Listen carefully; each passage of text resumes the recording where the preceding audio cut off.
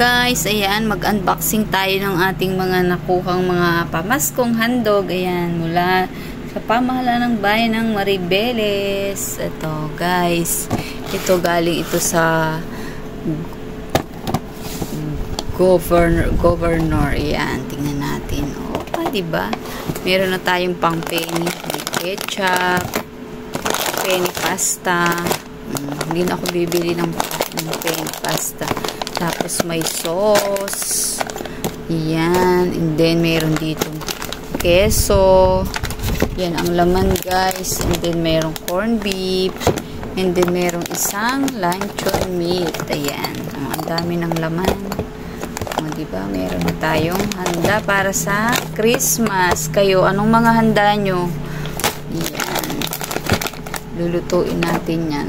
Masarap yan yung penny salad. At ito yung isa. Dati-dati, ang dami kong nakukuha. Ngayon, dalawa lang eh. Medyo, ano yata ngayon, matumal. Kasi dati, ang dami kong nakukuha eh.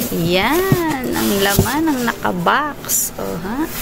Pang salad din at saka pang spaghetti. Meron pa rin ketchup. Hindi na talaga ako bibili ng ketchup. Ayan. Diba?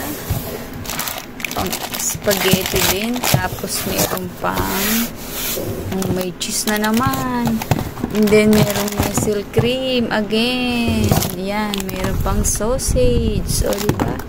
And then meatloaf. And then, may isang condense. Ayan. Hindi na tayo bibili ng condense. Tsaka, mayroon pang San Marino tuna. Tuna at tsaka isang corned beef again. And then, today's, ayan, meron na tayong fruit cocktail. Makakapag-salad talaga si Mama Tess ng bonggang-bongga. Hindi na tayo bibili. Meron na tayong panghanda sa Pasko. Kayo, ano ang mga handa nyo? Sana marami kayong mga handa sa Pasko para naman masaya ang hapagkainan ng bawat pamilya, guys. Maraming salamat, guys, sa panonood. Thank you so much for watching. See you sa next video. Sana lagi nyo panoorin ang aking mga videos. Kahit mga simpleng-simple lang yung ating pagbablog, guys. Ayan. Takpan na uli natin kasi hindi pa naman natin iluluto. Ayan. Merry Christmas sa inyong lahat. Have a wonderful Christmas.